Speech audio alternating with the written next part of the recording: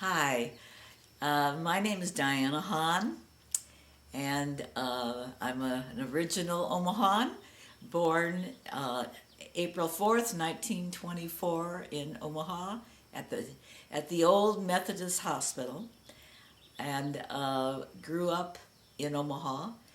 I went to Franklin School for my elementary school, which was on, I think, 34th and Franklin, and we lived about on 38th and Franklin.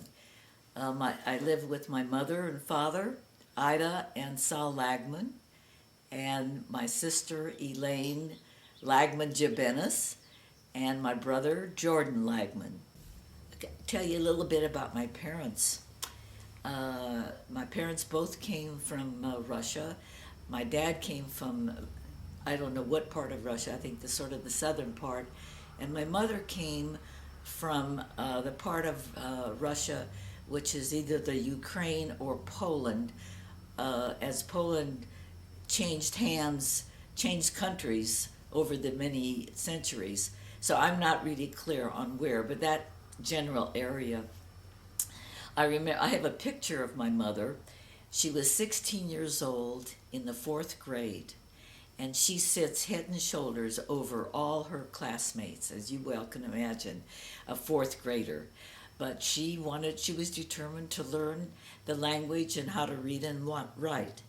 My dad only had a fourth grade education, and that I think it was in Russia.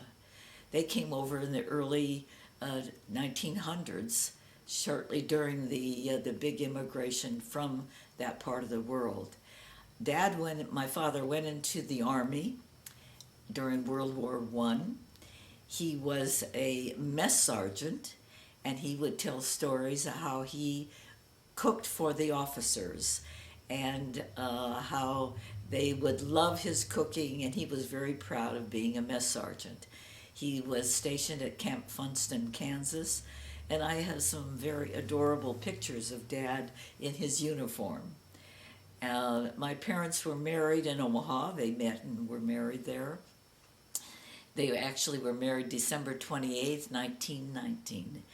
And my sister was born exactly 10 months later. And she's older than Elaine is. And I'm the middle child. And my brother is 6.5 years younger than I am, Jordan.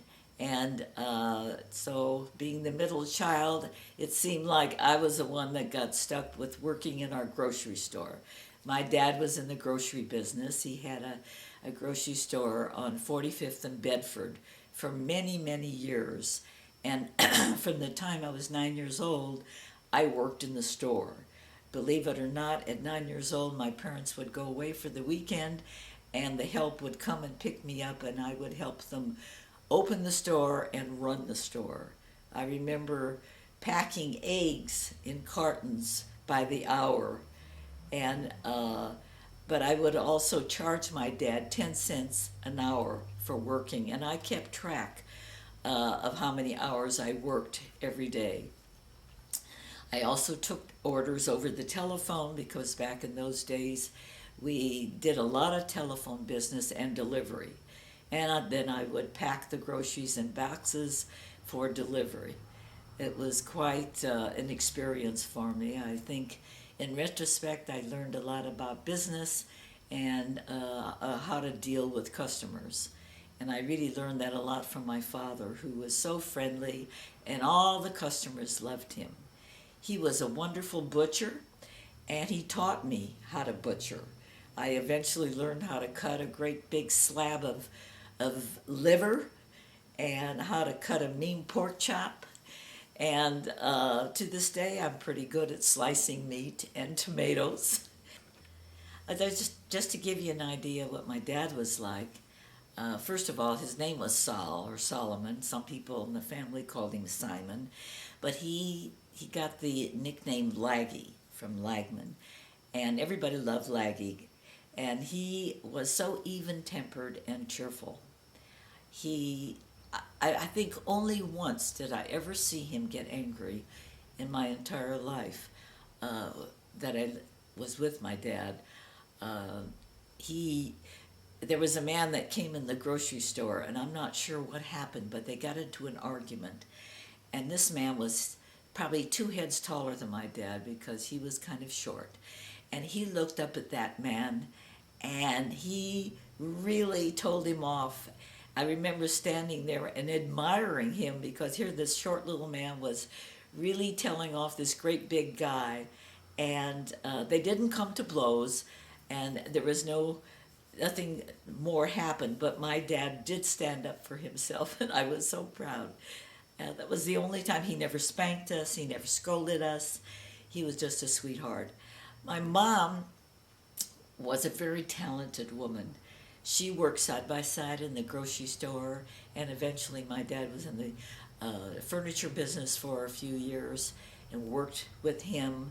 She was always a real helpmate to my father. She'd rush home and and cook up a storm in the kitchen and run back to the grocery store. She was really the anchor for this entire family. She helped her in-laws. She helped her mother and father and her sister. Her mother and father lived in South Omaha. They were Abe and Molly Herman. And my grandfather had an antique store, and he also had a furniture store for a while. And they eventually moved into the basement apartment of my parents' home until they passed away, so my mother could take care of them in their old age. They died in their 70s, I believe, which today is not so old. My sister, I remember, she and I shared a bedroom together. We had a whole second floor of the house that we lived in on Franklin Street. And we had twin beds, and we lie in bed at night, and we would sort of fantasize about our future. And we had an ongoing fantasy about how we would live in these big, beautiful homes and all the elegant things that would go with it. And Elaine was always interested in writing and reading, and she always provided both of us with lots of good books to read, some of the classics, which I still remember today. And of course, she went on to become a very well-known writer and an actress, which I'm very proud of. But back then, she was very interested in telling stories and writing, and I always encouraged her. And my brother, he was kind of rambunctious as a little guy. I remember once he was playing in my dad's car, which was parked in front of the house. We lived on a hill, and one day my mother looked outside and the car was gone. And we went looking all over the neighborhood and found the car had rolled. He had turned the wheels and it had rolled down our hill and the next hill and hit a tree. And fortunately, Jordy had gotten out of the car before it started rolling. So nothing happened to him, except he was really, really scolded. And the car, I'm afraid, was kind of damaged, as you well can imagine, climbing up a tree. Jordy eventually became very interested in photography, and that's another story. I went to grade school with several Jewish fellas. Bob Silverman, who I'm not sure where he lives now, Kivi Kirschenbaum, who still lives in Omaha, Irv Malashak, who lives in Kansas City, my cousin Al Lagman. He and I were first cousins. Our fathers were brothers, and my Uncle Jake, his father, also had a grocery store on 33rd and Franklin. And we used to go to my uncle's store sometimes after school, and I remember getting cookies out of barrels. That's the way that grocery stores provided their customers with various cookies and crackers. They were stored in barrels, and you just kind of scooped out what you wanted to buy. A couple things I'd like to relate to you about when I was going to Franklin, to elementary school. we we lived about 5 blocks from school, and during the winter we would get, as you know, in Omaha it gets severe snowstorms, and I would be one of the very few students who would show up having walked the 5 blocks in snow drift, sometimes up to my chest. In those days we wore snow pants. They were heavy wool snow pants with galoshes, rubber galoshes, and the snow pants would come up to your chest. And I would go tramping through the snow to get to school, being, like I say, one of the very few students who would show up. And then there was another incident. One day there was a bully in the school, like most schools have, and he would chase me. And one day he was chasing me home, and I was running as fast as I could until called me a dirty Jew, and I stopped in my tracks, and I turned around and I started to chase him, and of course I caught him because it was unexpected that I would stop that quickly, and I think I gave him a bloody nose, and he never called me any names after that. Um, anyway, I graduated from Franklin School in 1937, and we had an actual graduation ceremony, but not with caps and gowns. Oh, one more thing about elementary school. The girls played softball, and I was a little on the chubby side back in those days, so I couldn't run as fast as I'd like to. So they used to call me slide in first Lagman, because I'd hit the ball and I'd have to slide into first in order to make it. But that's what happens when you're a little chubby. I went on to Central High School and spent my 4 years there. I majored in Spanish and college preparatory, but I also took courses in secretary courses. I learned shorthand and typing, and went on to get a job at Travelers Insurance Company after graduating. I secretly wanted to go to college, but my parents could not afford it. And unfortunately, I did not ask my parents about my going to college, whether or not we could somehow work it out. I realized they couldn't afford it, and I didn't want to impose on them. In retrospect, I feel like I should have made some effort to made it available to me somehow. But that's, we live and learn.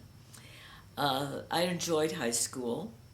I was, I guess you might say, sort of a favorite of my English teacher, Mrs. Stegner. I became her aide for a couple of years, and she gave me a book when I graduated. She was a very stern teacher, and I think I learned a lot from her because she was a very hard teacher, but very kind. I graduated, that's where I met Norman, my husband. He also was in high school in the same grade with me. Oh, one of the incidents in high school that I'm not very proud of, but I think it's funny. My sister had been on the register staff, which was a school newspaper. And because Elaine was a very fine writer, she became the news editor of the paper. And I guess I thought I had to follow in her footsteps. So I took journalism. And we had an assignment the first year to interview somebody. So, of course, I turned to my sister for help. So Elaine and I went down, it was her idea, we went to the Union Station, the railroad station, and interviewed a train caller. And back in those days, the Union Station was a real hub of transportation in and out of Omaha.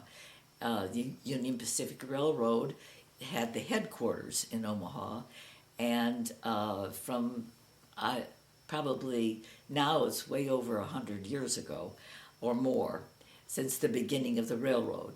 And so there used to be train callers at the different doors, which were gates to the different trains that were either coming or going. So we interviewed this train caller, and then Elaine wrote up the interview, which I submitted to my teacher, Mrs. Savage, and because it was done so well, I was made the assistant news editor for the following year. Well, needless to say, I didn't measure up to the job. So after the first semester, I was demoted to I think, a copy reader. And that was a lesson I learned, that you don't let somebody else do your homework, because that does not really represent what you know or don't know. But it just certainly represented how smart my sister was, which she went on to prove over and over again. Um, I think I learned a lot from that job. Even to this day, when I read or write something, I'll automatically edit the grammar and punctuation. So I really gained something from the experience. I wanted to be in a lot of pictures in the O Book, which is our annual the yearbook from Central. So I joined one of the groups I joined was the senior choir. Well, I had never actually gone to a rehearsal and never actually sung in the choir, but I did appear for the picture, and we wore gowns, and I remember standing on different risers, and Mrs. Swanson was the director of the choir, and we were supposed to be singing a song, I don't remember which one, and she wanted us to sing louder, so I opened my mouth more. And then she seemed satisfied as long as my mouth was open. However, no sound came out because I would have ruined the music. But those were some of the things that I did in high school. Probably a few other things that were not so reputable. I must tell you about an incident about Norman in high school. He was a member of a group of boys who put on a little skit for the annual road show when we were seniors. And in the skit, he was asked, that wasn't the way it goes. He was supposed to say that he wanted a nickel for a cup of coffee, $2 and a nickel for a cup of coffee. And the other boy said, well, why do you want $2 a nickel for a cup of coffee when a cup of coffee is only a nickel? He says, well, can I help it if coffee makes me passionate? It was done on a Saturday night when the audience was full of parents as well as students and friends and teachers. And both Mrs. Savage and another woman who was in charge of the roadshow shook their fist at him and said, we'll get you, Norman Hahn. So he was almost expelled. He had to go in to see the principal on Monday, and the only reason he was not expelled for saying such a naughty thing on the stage of a high school was because Mrs. Savage from the Register and the journalism department insisted on his staying in school. He was a senior. He was almost going to graduate, but he was a very good news reporter on the sports page, and she was very fond of him, even though he could be very naughty. He also was a fine salesman for ads for various school activities. He wanted to publicize the road show, and he went to Bozell and Jacobs, Mr. Jacobs, who they had a very well-known, successful advertising firm in Omaha back then. And he suggested to Mr. Jacobs to put ads for Central High's roadshow on the streetcars and buses where they used to have ads. And he convinced them to do it. And they agreed to do it. So they had really a landslide of attendance because of this wonderful publicity that the school got for their show. So he really contributed a lot in that regard to the high school and showed signs of being a very fine businessman even early on when he was still in high school, even though he wasn't a very good student because he played around a lot. And but that was Norman. And we graduated in June of 1941, that very special year where where Japan attacked Pearl Harbor in December of that same year. Norm was a freshman in college, the University of Nebraska in Lincoln, and I was working and living in Omaha then at Travelers Insurance Company. And I remember being at the Jewish Community Center in Omaha when it was on 20th and Dodge, the day of December 7th, and hearing the announcement over the radio of our being attacked in Pearl Harbor. Most of us didn't even know about where Pearl Harbor was. We hadn't heard of it. However, it was a extremely confusing, bewildering, frightening time for most of us because we didn't really comprehend fully what had occurred. And there was no TV back then, only radio.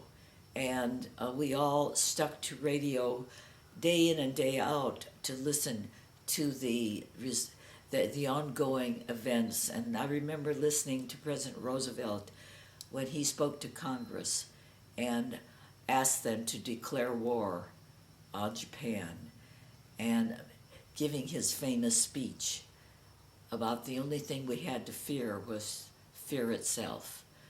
And I also remember sometime after that when all the Japanese Americans were gathered up, especially on the West Coast, and put in camps. And I remember feeling horrified and enraged that our government would do this to our own citizens. There was a lot of outrage at that time. However, we didn't accomplish anything because of, again, fear that they were spies among them. And so there was no overcoming that decision. And to this day, I have felt shame and guilt and anger that they had done that to our Japanese citizens. In fact, I knew a Japanese couple later in life who had both been interred with their families as children, and they grew up and married and swore they would never have children in this country. However, they continued to live in this country and grew up in Omaha. While I was growing up, my parents kept kosher, and even though we had meat, of course, in the grocery store, but we kept kosher, and we would go down to 24th Street to Schuckert's Meat Market and buy our meat, and then we would go to, can't remember who had the fish market. It might have been the Krauss family, but I'm not sure. The Krauss family actually were relatives of the man I eventually married, Norman Hahn. They were first cousins or some close relationship. And I remember buying bread at Adler's Bakery, and it was kind of a place where we congregated on Sunday. You'd always run into fellow Jewish friends who were buying meat and bread and chickens, and it was only during the war when meat was so scarce and we had coupons, stamps to buy meat, that my parents stopped keeping kosher and started bringing meat home from the grocery store. I remember going to shul, to 18 Chicago, the Orthodox synagogue where my family belonged. And I remember as a young girl, I would get to sit with my dad once in a while downstairs on the main floor during services, and I would sit there and I would play with the tzitzis on his tallis. And then sometimes I would go upstairs and sit with the women. Back in those days, the women sat upstairs, and girls over the age of 13 had to sit upstairs. Or if you started menstruating before that, you had to sit upstairs. But prior to that, pre-adolescence, you could sit downstairs with your father or grandfather for a while. We used to hang out in front of the synagogue during services because, as you know, the services were all in Hebrew, and so they were very boring because we didn't understand anything going on. And the boys would play, they would throw pennies against the building, and it would be like a little gambling. And I remember hanging out and seeing Norman there, and always kind of attracted to him, even though I didn't know him at the time because we were still very young. But a lot of the boys would hang out there.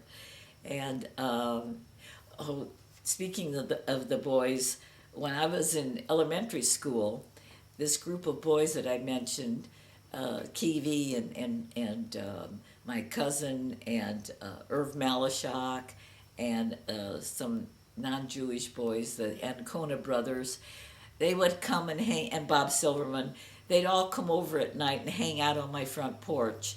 And we had an old Victrola. Well, it wasn't old then, it was a Victrola. That's what we used to listen to records. You had to wind up the Victrola and keep it wound up in order to hear the records.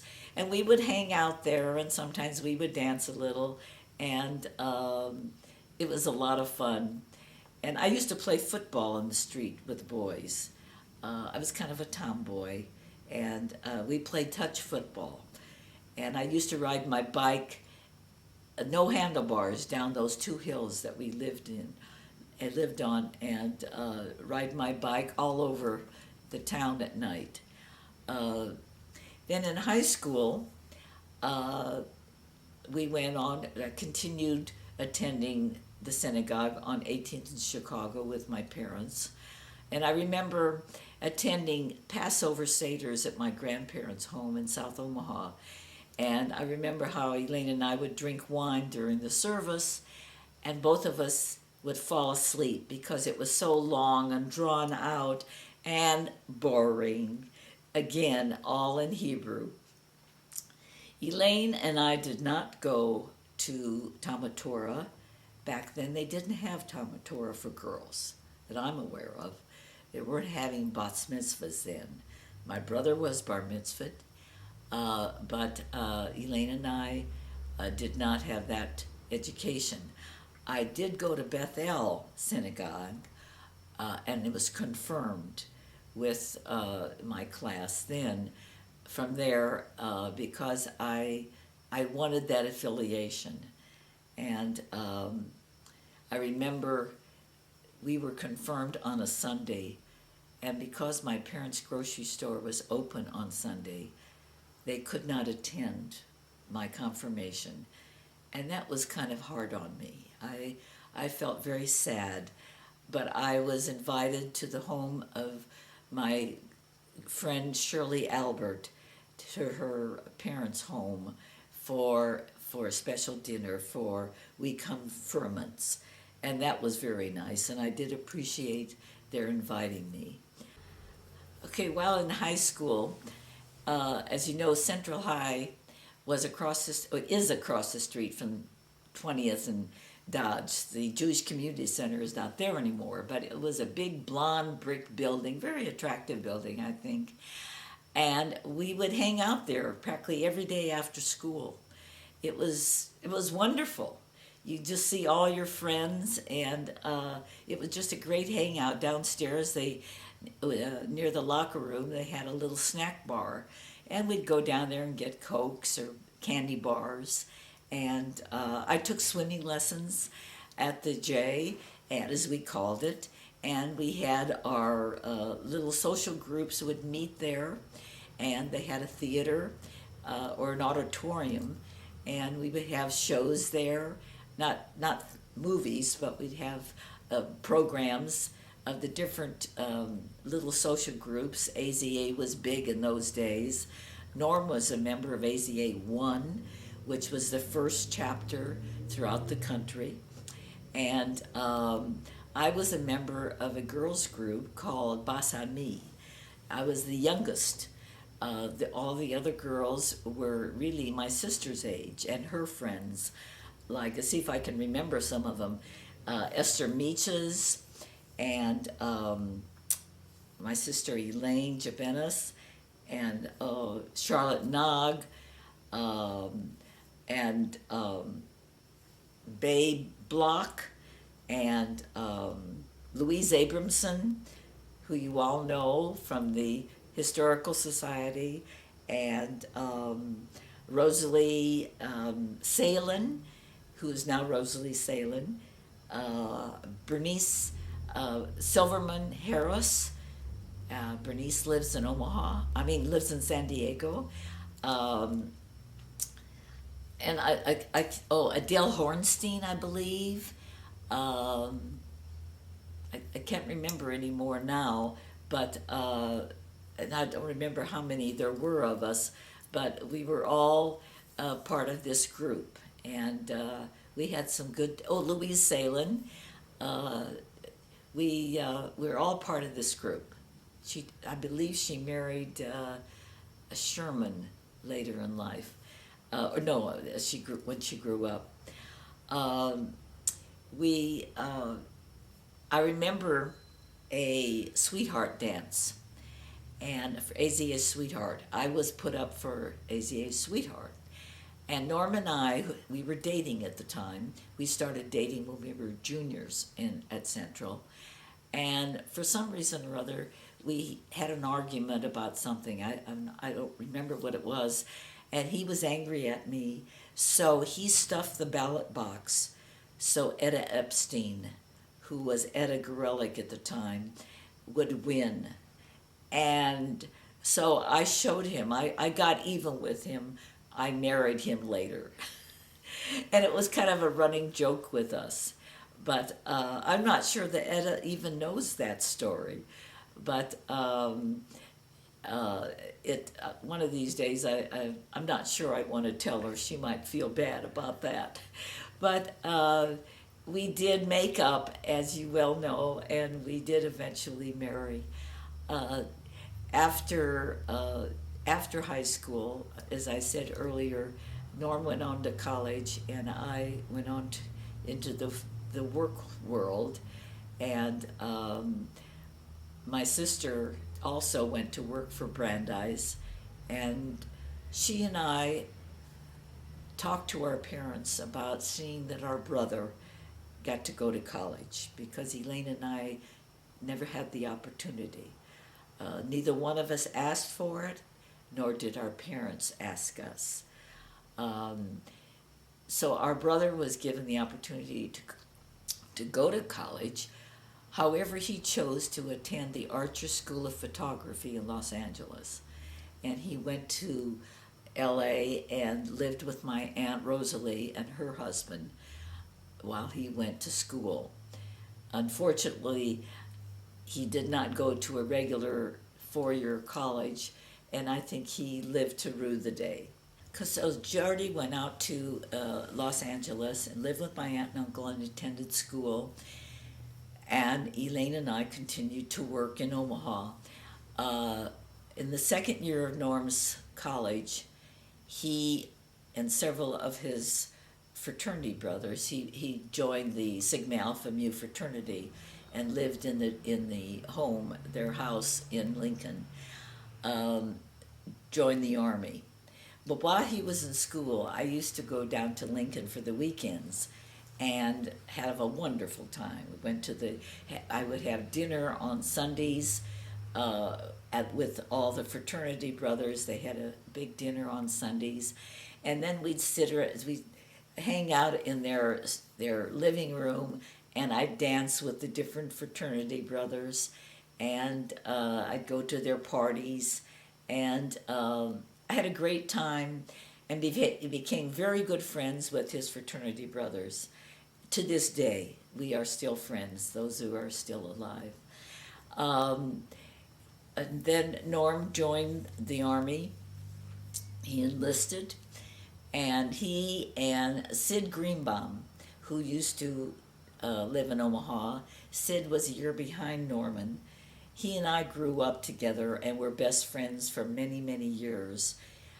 He and his family, the Greenbaums, lived not very far from where I lived, and he had an older sister, Evelyn, who was my sister's age, and a younger brother, Norman, who was my brother's age. And our parents were extremely close friends. And then the family moved to California while we were, I think, teenagers. But he and Sid they entered the Army at the same time, and I remember going to Union Station with with his family and Sid's family, when Norman and Sid were going to Fort Leavenworth to be inducted into the Army. And that, of course, was a sad day for all of us. Norm went to Fort Leavenworth, and then he joined the ASTP program. It's I can't remember what ASTP stood for, the letters, but it was a program where boys who were in college at the time of their enlistment were able to go into a college as a soldier and take special programs. He was sent to Providence College in Providence, Rhode Island, and was there for 6 or 8 months before that program was disbanded, and he was sent to Fort Jackson, South Carolina, for training in the infantry. He called me one morning, early in the morning, as South Carolina was on Eastern Daylight Time, and we were on Central Daylight Time, and he says, "I'm getting a furlough in April. Do you want to get married?" Well, the first thing I said was yes. I didn't even hesitate. And by this time, I'd already had his fraternity pin, which was a form of engagement back in those days. And so this was probably February of the year 1944. So we didn't have much time to prepare for a wedding. And because of a certain Jewish holiday during that time of the year, we only had April 23rd was the only day that we could get married. So that was the day that we rather focused on for the wedding. So my mother and I prepared for the wedding, and I went with my future mother-in-law to buy the wedding ring. Her name was Rebecca Hahn. That was Norm's mother. And Jake Hahn was Norm's father. They had a coal yard down on 17th or 16th and Izzard, I believe. And they also lived on 46th and Izzard, just coincidentally. Norm had a brother, Sam Hahn, who was 11 years older than Norm. He also had a brother whose name was Jaime. Jaime was, of course, a lot older. In fact, Norm was not even born yet. When Jaime was a young boy, about 11 years old, and he was driving his younger brother Sam on the handlebars of his bike one day near the coal yard, and somehow or other a street roller hit the boys. Jaime threw Sammy, who was, as I say, very little, maybe 3, 4 years old, off the bike, and Jaime was killed. This had to be a very, very, very sad tragedy for this family. And to this day, there's a beautiful monument in Golden Hill Cemetery and a beautiful tribute to this young boy, Jaime, who, is a story that was told to us, could have been a violin virtuoso because he was so musically talented. And there's a beautiful poem written by his violin instructor, his violin teacher, on the monument. And it's very moving to read this this poem. I have copies of it that I've taken pictures of it at the cemetery, so we could carry on and remember it. Norm was born, as I said, 11 years after Sam, so he never knew his brother, his older brother. My brother Jordan, as I say, went to school, a photography school in California, and he stayed there for a while. And he eventually met his wife there, and then they moved back to Omaha, and for a while lived at my parents' home. And Jordy became a commercial photographer in Omaha for several years, and then they moved back to California later. So his love was really photography, and he is an excellent photographer, and to this day is in photography.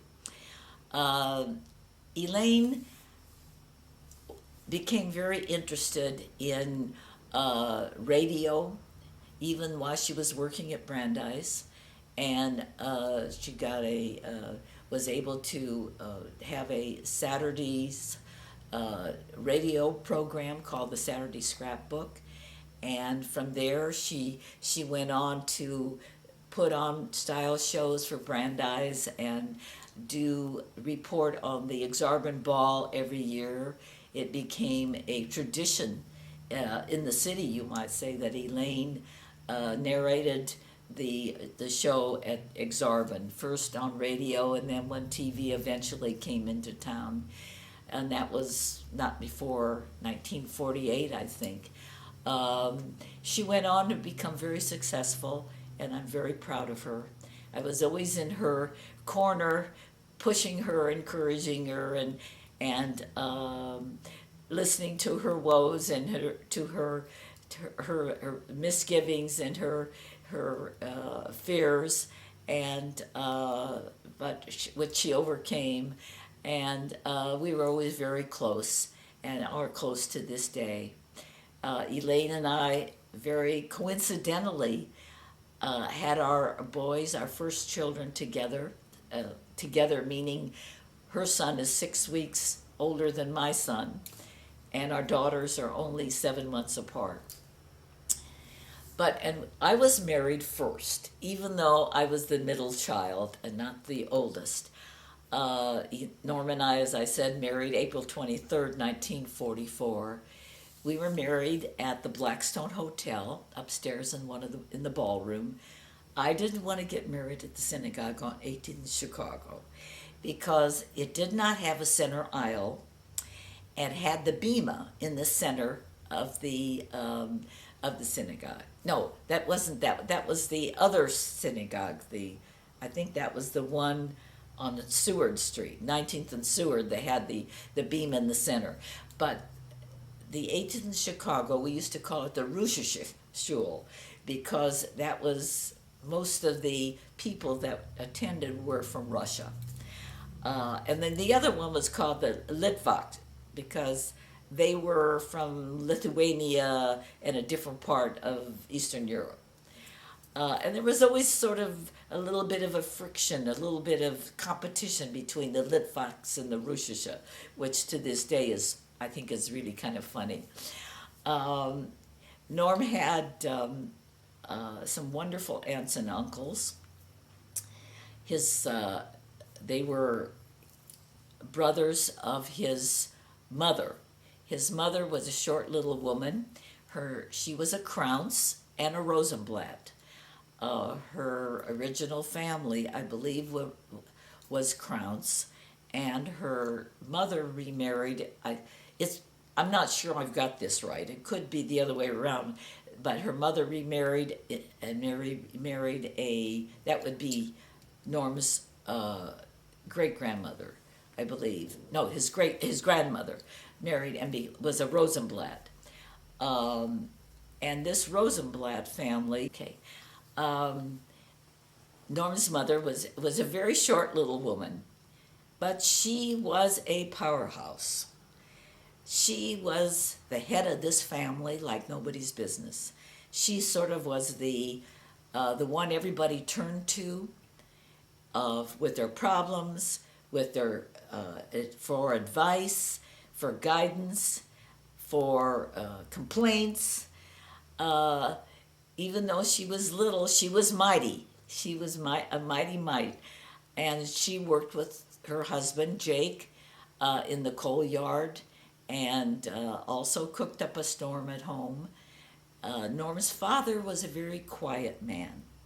He unfortunately smoked a great deal and eventually died of lung cancer.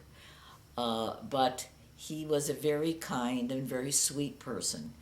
And but his mother was the one who was the spokesperson, and she would be the one that would do all the planning and the talking. And when I would go there for dinner, she and I would play cards together. And I kept very much in touch with the family while Norm was overseas. She needed a gallbladder operation and put it off, unbeknownst to all the family. She put it off because she was waiting for Norm to come back from the war. And shortly after he came back, she had surgery and she died because her gallbladder had exploded and was full of stones and punctured her liver and kidneys, and she could not survive. And that was very, very unfortunate. She and her husband wanted Norm to go to Wharton School of Finance at the University of Pennsylvania to continue his education because he was a sophomore of college when he joined the Army. But he decided he did not want to go back to college, but wanted to go into business and start earning money. But back to our family, to our wedding.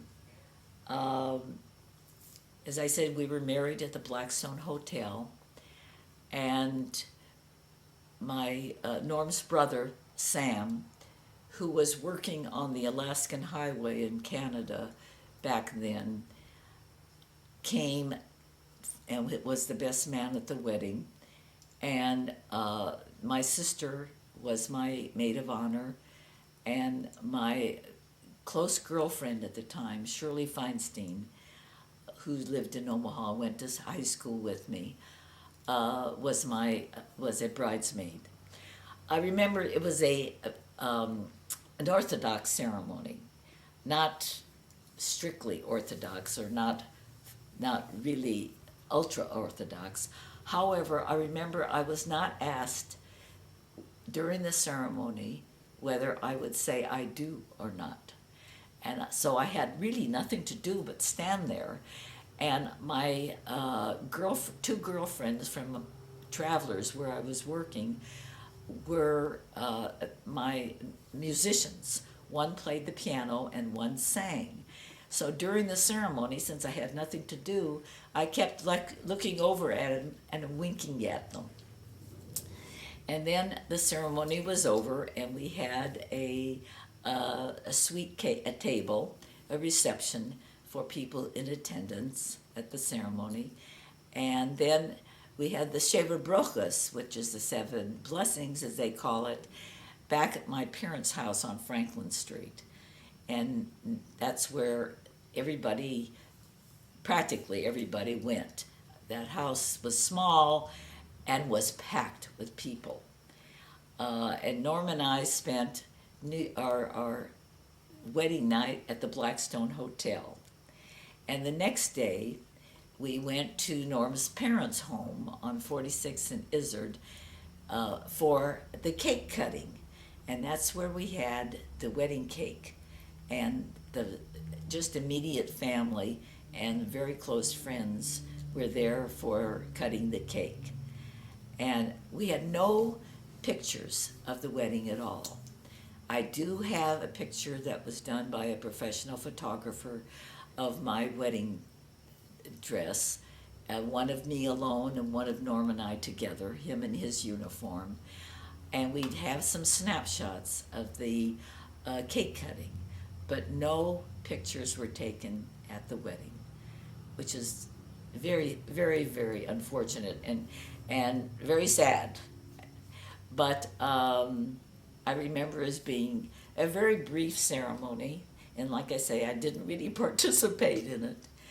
But I made up for it much later, which I'll tell you about it later. And then in a few days, I joined Norm and we went to South Carolina, Columbia to be exact. Outside of Columbia, Norm was stationed at Fort Jackson. And we went there and had a very difficult time finding a place to live, because Columbia was not a very large city. It is a city, but it wasn't. It was full of servicemen because of Fort Jackson, which was a very large army camp. We found a place, a room, in a home with two or three other soldiers. One was an officer and his wife, and one was a sergeant and his wife. And the couple who owned the house, the man was a guard at the state penitentiary outside of Columbia. And he would get drunk on the weekends and become very verbally abusive. And I remember one weekend he started calling us dirty Jews, and we had to leave because Norm was going to get into a fight with him, and that would have been very, very bad for him being in the army. So I called the woman I worked with. I got a job at a insurance and real estate office, Walton H. Griever and Company. And he was also a member of the South Carolina State House of Representatives in the state. And he was a wonderful man. And I called Isabel, who was the one who ran his office and who I worked with, and asked her if she knew of any place that we could rent a room because we had to get out of this house. She took us around, and we couldn't find one because there just wasn't a place to stay. We finally did find one, but we had to have our own linens and our own towels. Well, in order to move out, I needed to borrow some until my mother could send me some towels and linens to use. So Isabel decided that Norm and I should come and live with them. She and her husband Dave. Dave was the postmaster out at Fort Jackson. So and they had no children, and they had an extra room. So we went. They came and picked us up and brought us in our clothing and everything to their home, and moved us into their other bedroom.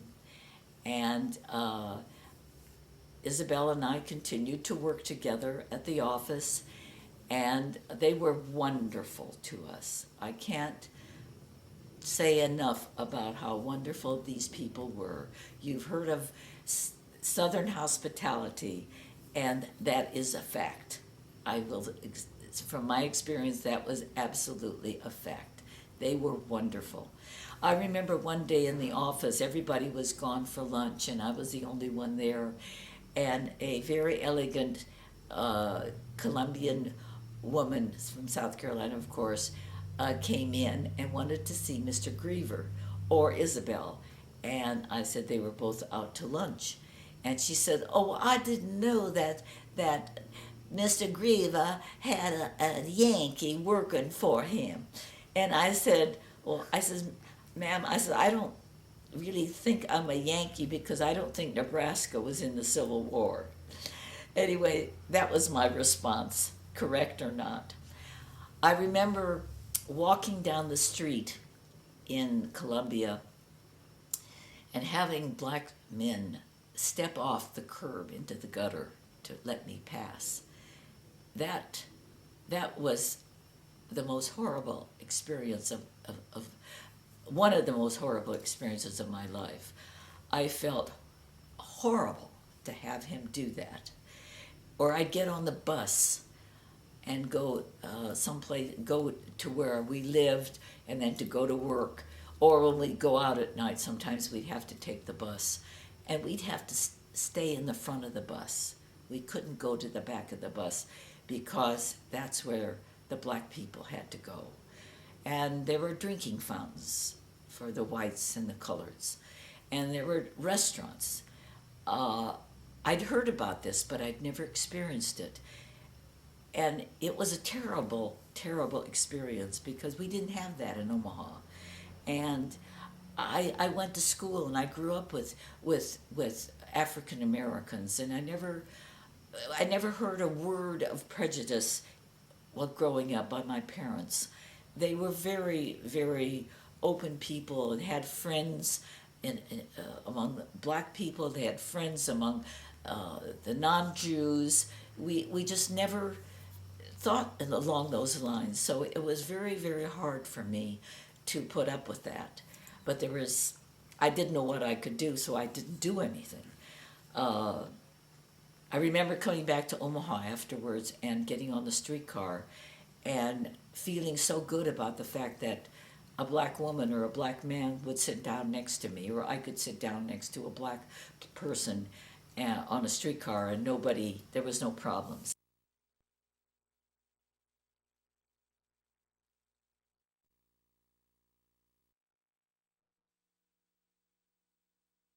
We were, as I mentioned about the wonderful people in South Carolina, when Norm got his outfit was notified that they would be going overseas, their any leaves were canceled. They were not able to even come into town because before that, Norm was able to come home home to where we were staying every night and on weekends.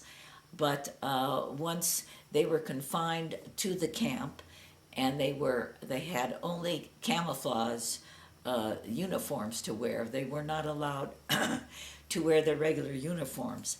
However, because the man we lived with, Dave Cartledge, was postmaster of Fort Jackson, they worked out a little deal where Norm would, after Reveille, he would sneak out and go to a special spot on the edge of the camp, and Dave would pick him up and bring him home where he could spend the night, and then the next morning, very early, Dave would take him back and drop him off so he would be there for roll call. And he did that several times before he actually went overseas and left the South Carolina camp. He finally went over in, I believe, early either June or July or August of 1944. And I remember just telling the story that his General Patton, he was a member, Norm was a member of the 3rd Army, the 328th Infantry Division. In fact, I still remember to this day his army identification number. But he was told by the general that I promised you a gangplank. However, the gangplank turned out to be a rope over the side of the ship, and that's how they landed in Normandy. So they never really got a gangplank. But back to South Carolina. While he was gone, my employer, Mr. Griever, asked me one day if Norm had a will. And I said, this was before Norm went away. I'm sorry, correction. I said, no, we hadn't done anything like that. We had just been married since April. And so he said, well, have Norm come in and I'll bring in my lawyer. It won't cost you anything, and he will write up a will. So this man did that. He not only brought in his own lawyer and had him put together a will, and of course all we had were really the gifts we had received for our wedding, and I was already on Norm's insurance policy and his, I forget what they called it, a monthly allotment that I would get when he was overseas. I think it was like $25 a month. And he paid for the legal fees. And in addition, he bought Norm a beautiful watch. It was a serviceman's watch, and it had all kinds of dials on it as a going-away gift. This man was so wonderful to us. He gave me a going-away party when I left, and they all closed the office and came down to the airport and gave me a corsage and saw me off. And the fact that I flew to Chicago is a little story all by itself, because back then in 1944, there really wasn't much domestic passenger service. And the reason I wanted to get the wedding, have an airplane ride back and get back as quickly as I could to Omaha, because my sister was planning her wedding. I made reservations, and I could only get a ride from Columbia to Chicago, and I'd have to take a train from Chicago to Omaha. Well, the day that I was supposed to fly out of Columbia, there was a troop movement, and everybody was bumped off the plane, all the civilians, except me, for some reason. I guess the good Lord was looking out for me.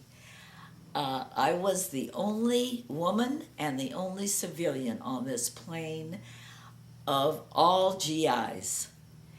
And of course it was a small plane, nothing like what we have today. And I don't even think we had seat belts back then, because I remember hitting some really bad turbulence and being thrown up in the air and landing in the lap of the serviceman sitting next to me. And to say I was frightened is needless, is putting it mildly. But we landed safely in Chicago, and I was met by Sam's wife's sister and her husband, who were living in Chicago. Spent the night with them, and then took the train into Omaha the next day. After I returned to Omaha, my former boss, Mr. Griever, would call once a month to see how I was.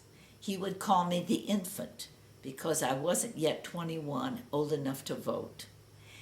And he really was very fond of Norm and I, and wanted, when the war was over, he wanted Norm and I to move back to Columbia, and that Norm should go to work with him. He had only one child, a daughter, and he was in the insurance and real estate business, like I said, as well as in the state legislature. However, that was not to be. But this showed the kind of relationships that we made. And we eventually, years later, went back and visited with all of them, and that was wonderful. Norm, the war finally, before I get into the war being over, I do want to tell you that in December of 1944, I remember waking up in the middle of the night crying. I'd had a dream where I saw Norm lying on a battlefield, wounded. And during that period of time, I did not hear from him at all. Not even what they call a V-mail. A V-mail was a V stood for victory, and it was like it wasn't a Xerox. There wasn't Xerox machines that back then. A photostatic copy of a written letter on a special kind of paper that was folded up and mailed, and then they sort of photostated. I believe that's the way it was. But I was receiving these from him, not frequently, but once in a while, because mail service wasn't that great. However, during this time, I did not hear from him for about a month and a half, and then I got a V-mail that was written by his old friend Bay Epstein. Bay, of course, still lives in Omaha. And he wrote it for Norm because Norm was not able to write it himself at that time. It turns out that he was wounded in Metz, the Battle of Metz, which was during the Battle of the Bulge but Metz was in Germany near the Belgian border, and it was during the winter, and he was wounded about the time I had that dream, which is kind of weird but very significant, I think. Maybe showed how close we were. Norm was, as the story goes, he was the radio man for his particular company, and he was with his captain at all times, so the captain could be in communication with whomever he had to for orders. And it was winter time, there was snow on the ground. However, this company of men did not have any camouflage uniforms for that particular environment, which would have been white uniforms over their dark khaki uniforms. Consequently, they stood out in the snow, and they were going down a path in Metz one day and were fired upon by the Germans, and his captain was hit, and Norm had dived into the trees next to the path, and then on his stomach, he pulled himself out into the path and tried to pull his captain out of the path that they had been in and been wounded. And then that's when he was shot. And he was shot in his helmet, in his head, with such severity that it broke the helmet liner. The bullet did not pierce his head. However, the concussion of the bullet breaking the liner gave Norm a concussion, and he was knocked out.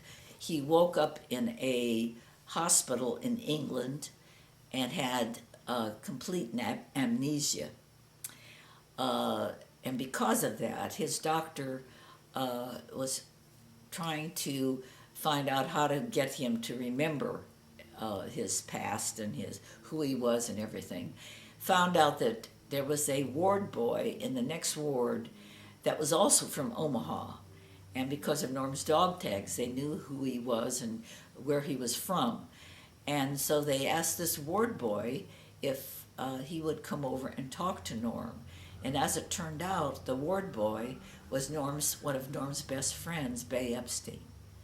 So Bay would come every day and talk to Norm and help him get his memory back. He did not remember me. He didn't remember that we were married, and didn't remember an awful lot. And eventually, he did get his memory back, which was a godsend. And to his dying day, he looked at Bay as a man who really kind of saved his life, and would really love to tell and retell that story because he was so appreciative that Bay was there to help him back in giving back his life. And when I see Bay occasionally when I'm in Omaha, we kind of reminisce about that. After Norm was discharged from the hospital in England, he met up with another close buddy of his, and he and Bay met Louis Katz. And Louis was one of Norm's dear friends, and the three of them met and got together and had a good old time. They were all three, of course, in the Army, and they were in London and had a great time. Then Norm was sent. He stayed in the Army. He was not discharged, and he was sent to France. And for a while, he was at Fontainebleau, which is outside of Paris, and worked in an office. They gave him an office job. And then he was sent to Grenoble, which is a little further south of France. And during the time he was in Grenoble, he did various things in the office, and he would go with a buddy of his in a Jeep, and they would have to go to Marseille and pick up the payroll for their particular company. And they had a Jeep that they wrote the names on, Di and Jin. Di standing for me, Diana, and Jin stood for his buddy's wife. And I have a picture someplace of Norman and his buddy and this Jeep. So while Norm was in Grenoble, he went on a furlough with several of his buddies, and they went to Switzerland. They went to, I guess, to Zurich. And Norm fell in love with Switzerland.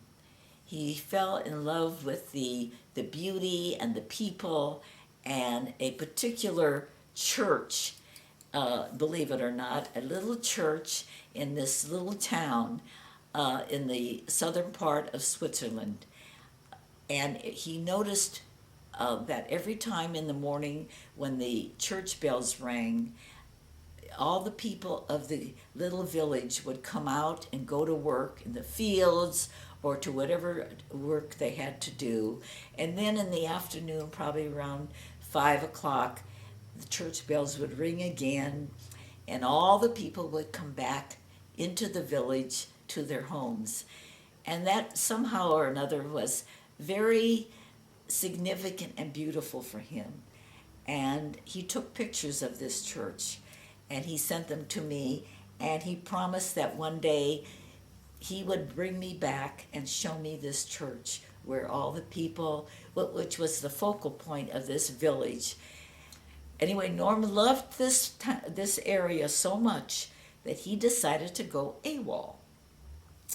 So he talked his buddies into yelling out his name during roll call every day so he wouldn't get into trouble. And they did. They were willing to do that for their buddy Norman.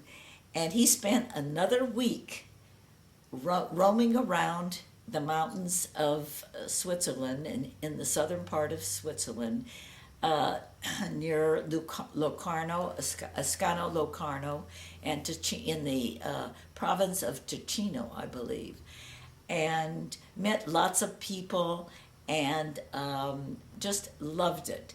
He ran out of money on the way back, and he got to the train station, and he went up to the American captain, and he said, "I have no money, and I have to get back to Grenoble, and I have I'm here without leave." So the guy said, "Don't worry, I'll give you money for food, and you get on this train, go back, and I don't want to ever see you again." He was so damn lucky. And so he did. He went back to Grenoble and thanked his buddies for speaking up for him during roll call. So that was quite an experience, and he was very, very fortunate.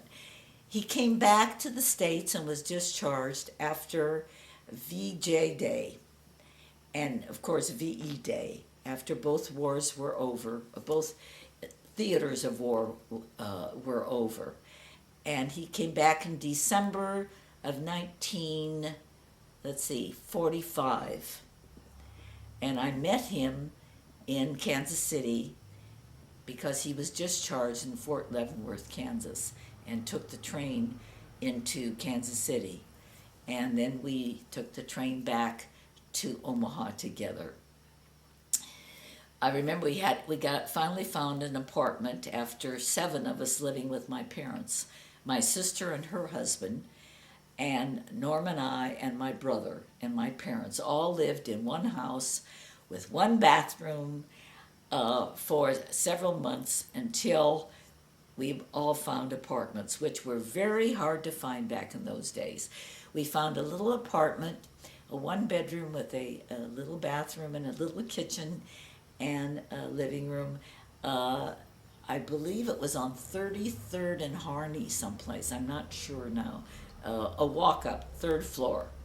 While Norm was overseas, and of course, but at this time we corresponded a lot, I left my job at Travelers when I got married. So when I came back to Omaha, I decided that I didn't want to go back to work at that office. So I got a job at the Union Pacific Railroad. And I worked for the dining car and hotel department. And for a year and a half, I think, I worked there in the office. And during that time, I became a nurse's aide through the program run by the American Red Cross. I worked at the Methodist Hospital, which in those days was on Cumming Street. That it's no longer a hospital. I believe it's an old people's home. I'm not sure. That's the hospital I was born in also. I would go from my office downtown Omaha on the streetcar and get off at the hospital, and I'd go in and I had my own locker where the nurses had their lockers, and I would put on my uniform, which was a uniform issued by the American Red Cross, and I would work as a nurse's aide till 11 o'clock at night. I remember that I would eat in the nurse's dining room. I'd have dinner there and then report to my wherever they assigned me. There were very few regular nurses, RNs, that were on duty in the hospital during the war because most of them were either enlisted in the Army or were drafted. But they were in the medical corps all over both the European theater and the Pacific theater. So there was a real shortage of RNs. However, there was usually an RN at least one on duty.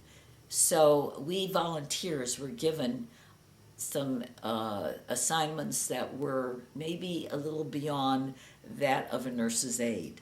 And I loved it. I think I was always a frustrated a person who should have gone into medicine because I really loved it. Some of my duties were giving bed baths, especially on Sunday morning when I would work on Sunday mornings as well as during the week. And I would take every evening I would take TPR, they would call it, temperature, pulse, and respiration of all the patients on my floor. And I would take give them their medicine. And I remember on occasion I would help a nurse who had to catheterize a woman one night, and she had her hands had been sterile. She had rubber gloves, so she couldn't touch anything. So I held the flashlight while she did the catheterizing.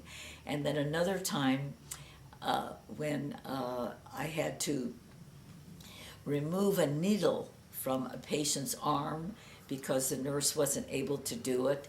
And I felt so professional. It was really an exciting time for me. One night I remember answering a light, and a man had finished using his urinal, and it was covered with a cloth. And I picked it up the wrong way, and it spilled all over my uniform and shoes and stockings. And I was wearing white shoes and white stockings back then because that was part of our uniform. And when I came out of the room, the nurse saw me, the nurse on duty, and she said, "What were you doing in there?" And I said, "I answered the man's light and took his urinal, which spilled all over me." And she says, "Go in there and clean up." She said, "That man is in isolation because he has meningitis." Well, I really was frightened. I said, "Well, what are the symptoms of meningitis?" And she told me something about sore throat and headache. And before the night was over, I had all those symptoms. I was so frightened, and I couldn't go home. I had to take home I couldn't take off my uniform or anything because I was still on duty, but I kind of washed it off. So it was kind of a frightening experience, but fortunately I never got meningitis. But and one night I had the opportunity to see a baby born. In fact, 3 deliveries that one night. And one of the doctors, one of the obstetricians delivering that night, was the same doctor who delivered me. And we talked about it before the delivery. And during the delivery, he said, "Now, if you get faint or anything, I want you to walk out," he says, "because nobody can take care of you if you pass out." Well, I didn't pass out. I was fascinated with the whole thing, and as he removed the newborn baby from the mother, he said, "Well, it wasn't too many years ago that I was doing this to you," and he began spanking the newborn. And believe it or not, I was embarrassed in front of the rest of the nurses and whoever else was there. For some reason, I was embarrassed.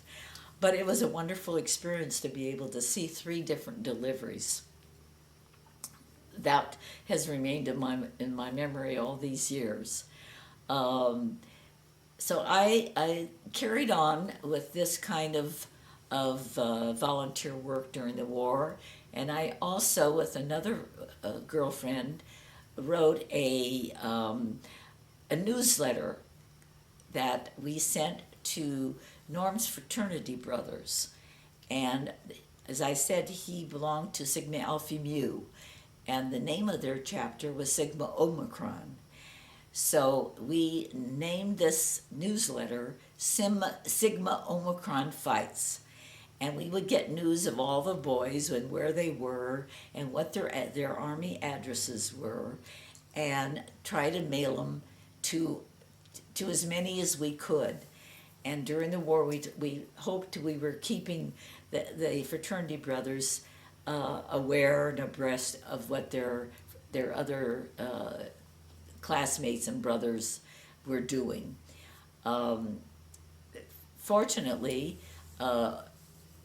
they did not lose any of the pledge class during the war, but they did lose, unfortunately, 2 or 3 of the fraternity brothers during the war. Norm was discharged, as I said, in December of 45, and we started to live in Omaha. My Aunt Rosalie from LA came to visit and talked us into moving to LA. So we drove to to Los Angeles in our black market car. Back then, cars were just beginning to be manufactured. They had stopped manufacturing cars during the war because of the war effort. And we were able to buy a car, a little Chevrolet 2-door coupe.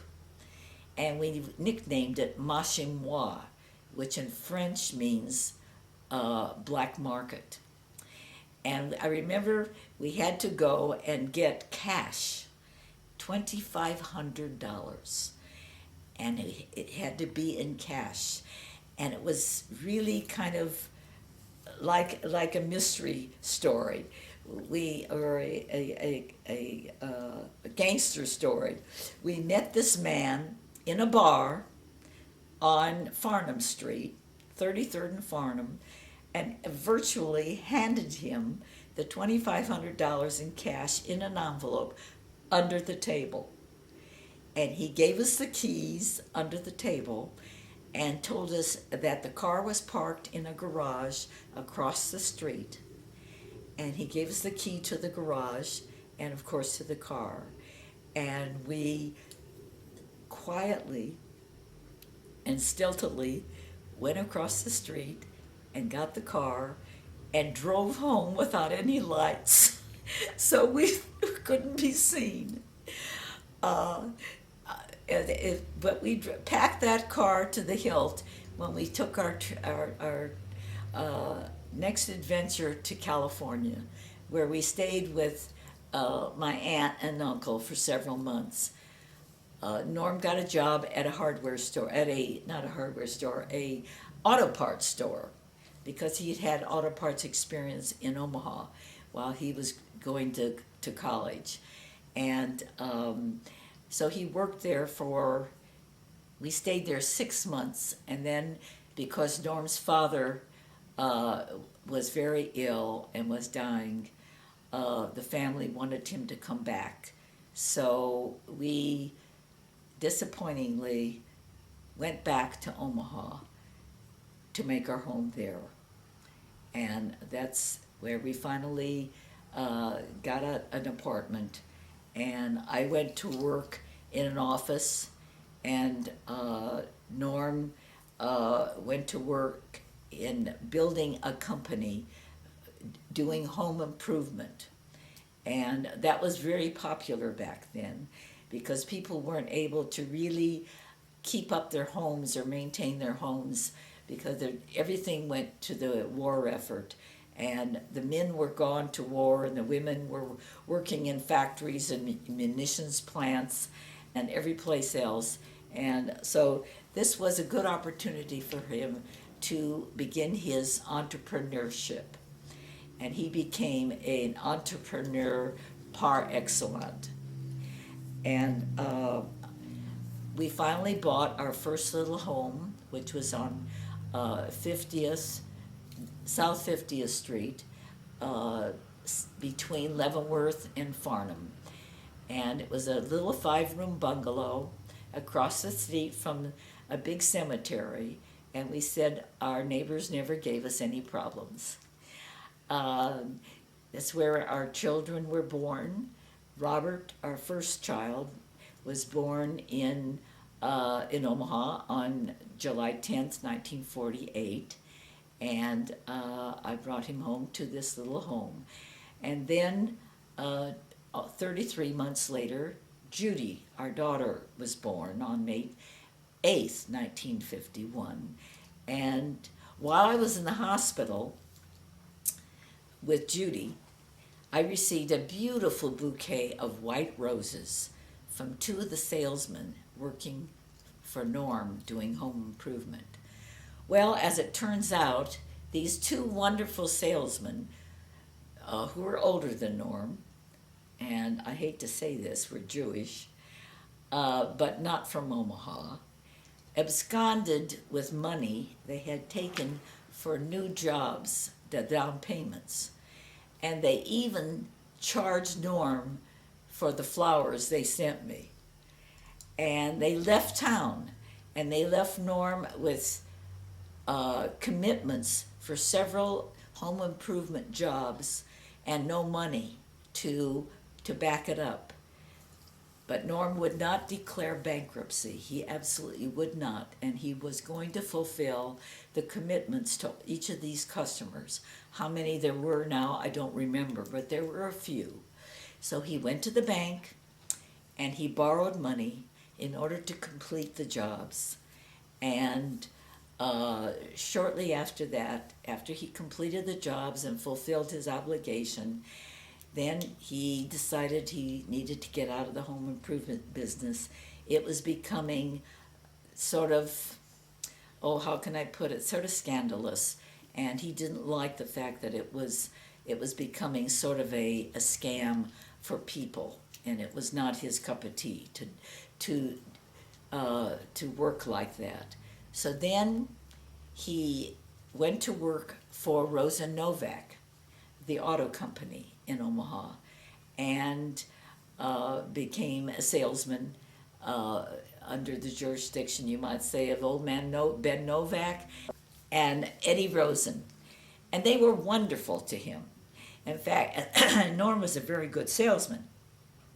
So eventually, they got the Hudson car dealership, and Norm was made the manager of that department.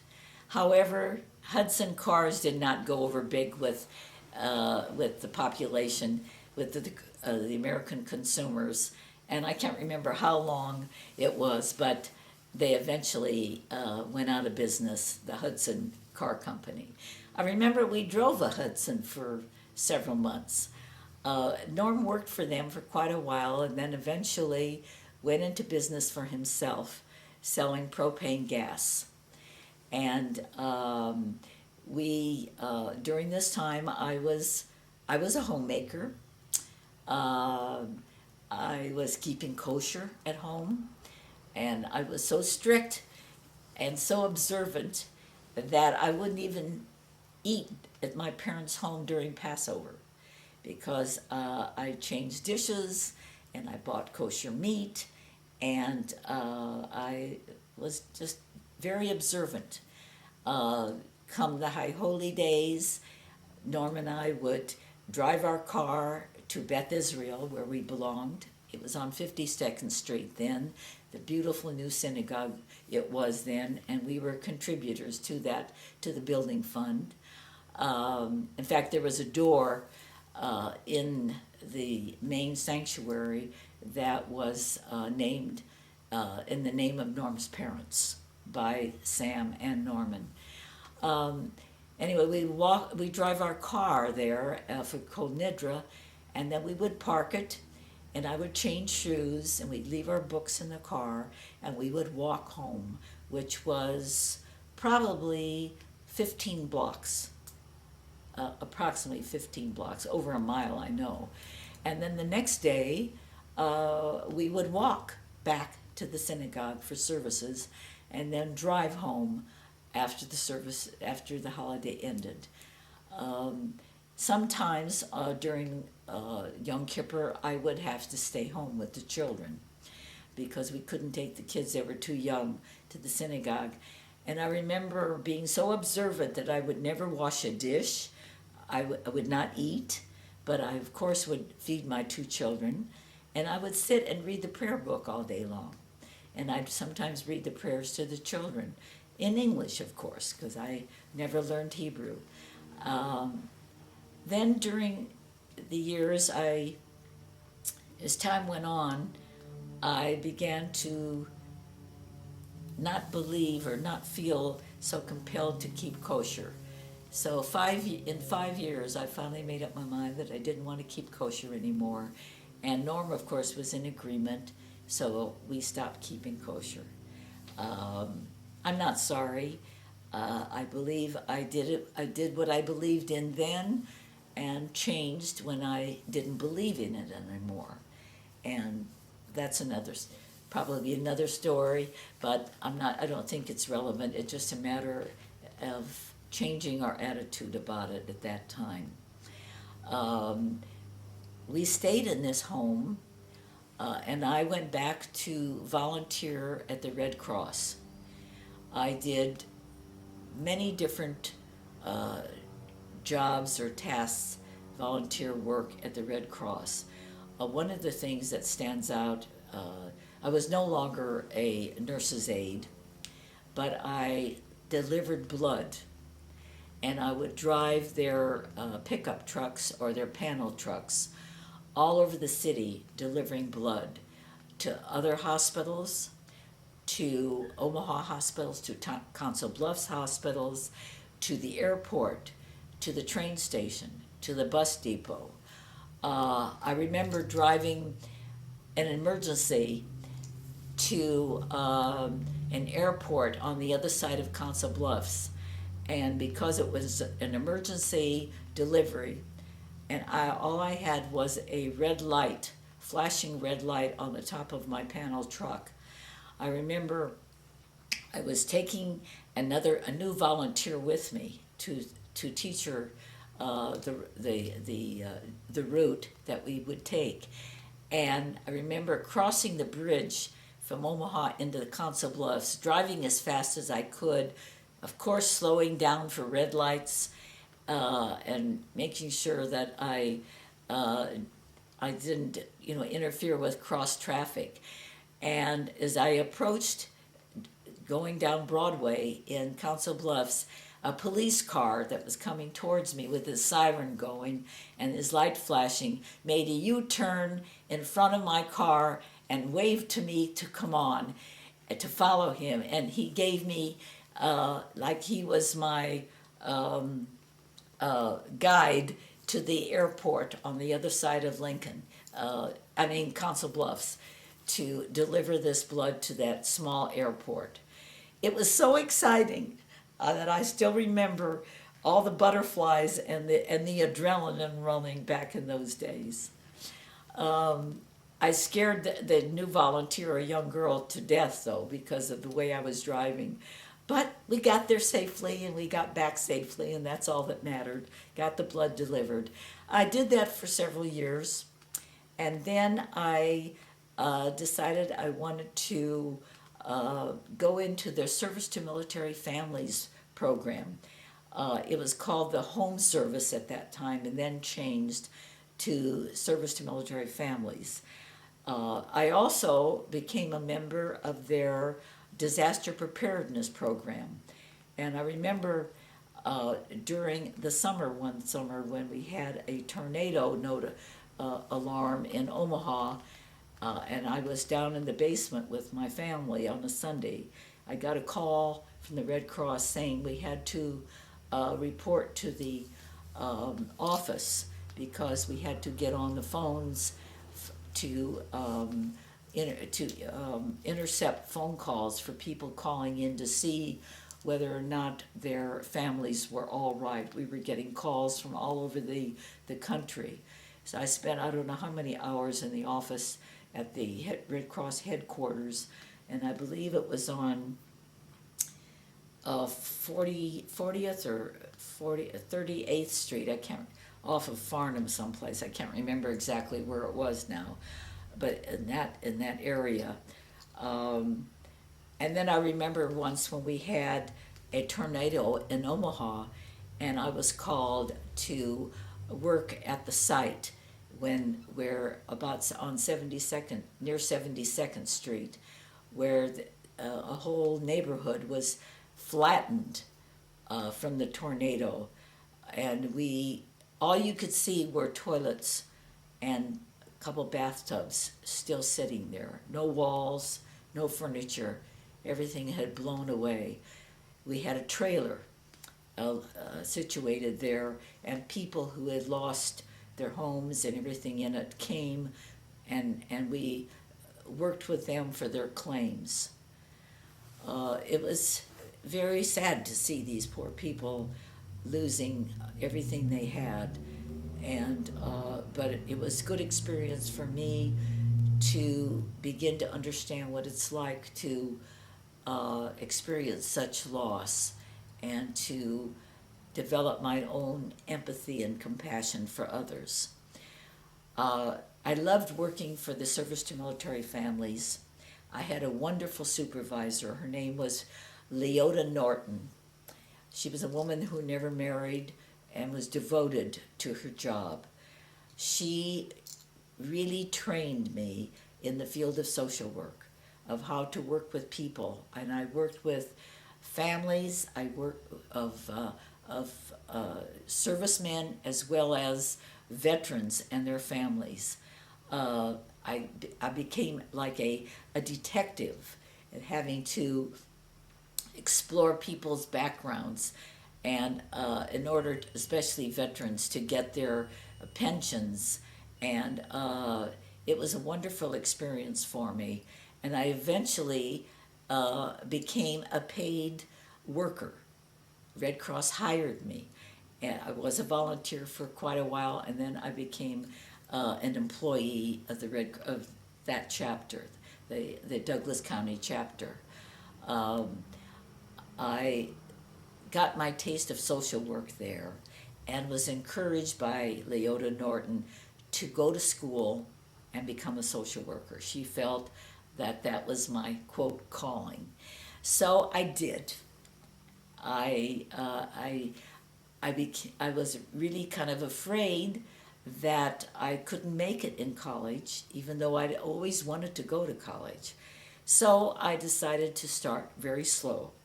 So in 1960, I enrolled at UNO, University of Nebraska at Omaha. By then it had become UNO, and the campus was just beginning to build itself, and it was already very attractive. So I took one class first semester, and I figured if I could get through that class without flunking or falling on my face, and I'd try another one. Well, fortunately, I got through it, and next year I went both semesters. So I gradually, over a period of 13 years, from 1960 to 1973, increased my class load each year a little bit. To the last year, I was going to school full time with a full load of credits and graduated with my bachelor's degree in December of 1973.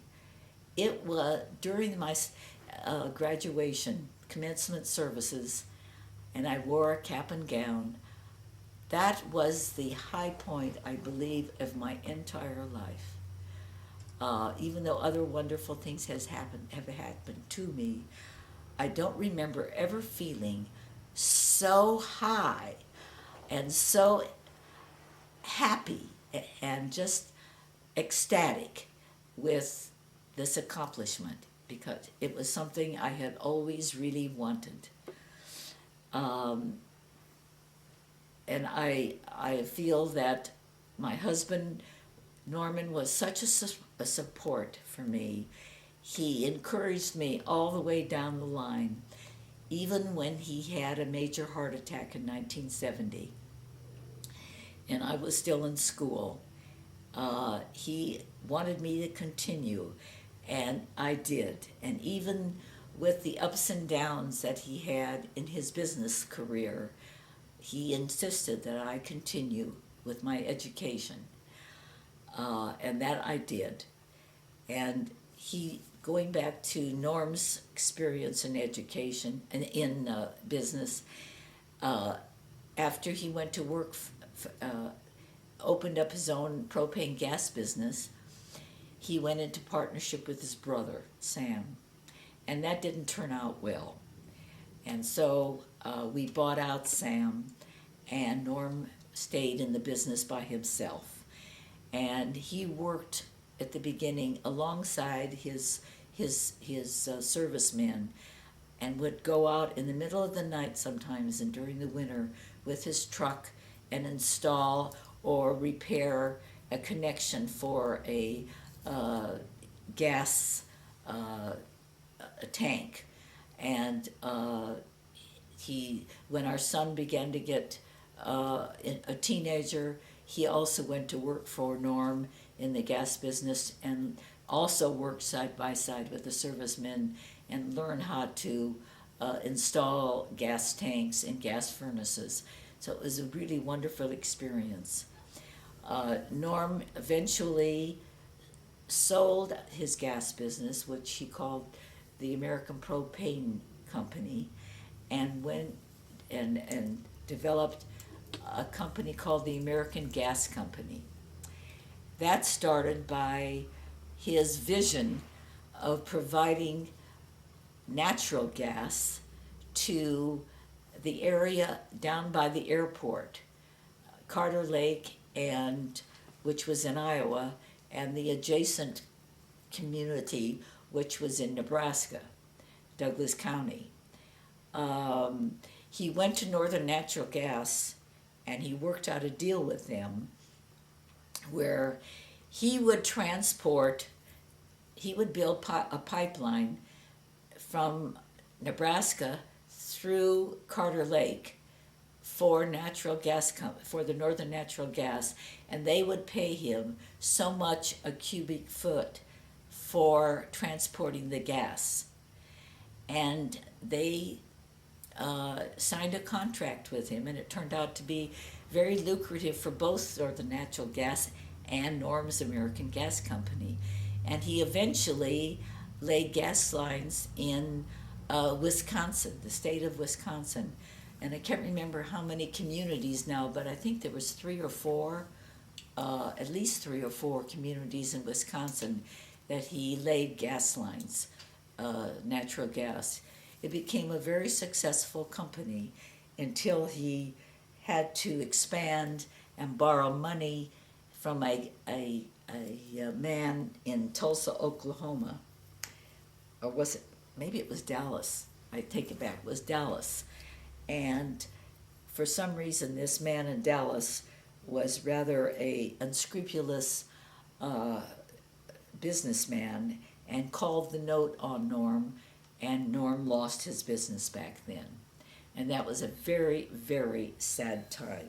During our time in Omaha, we both got involved in the civil rights movement, which was just starting in the 60s throughout the country. Norm and I both got involved.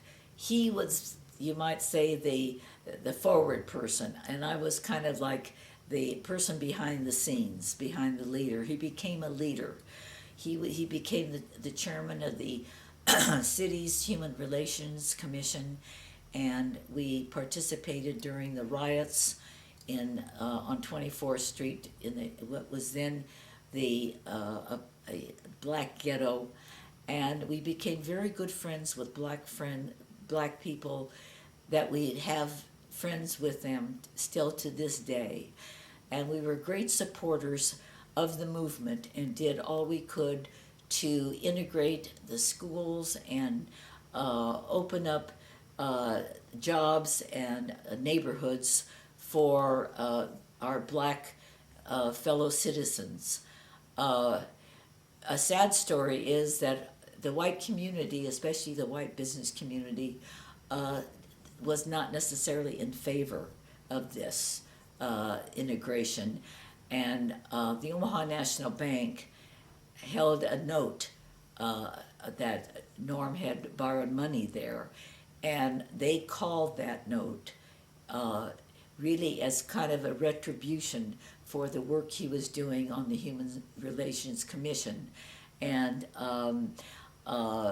protesting the various corporations in town who would not hire blacks. And we didn't know that at the time, that's why they called the note. But it became a very a crisis in Norm's business world. However he surmounted it, was ever able to find money to replace that loan. And we didn't find out till years later what had happened.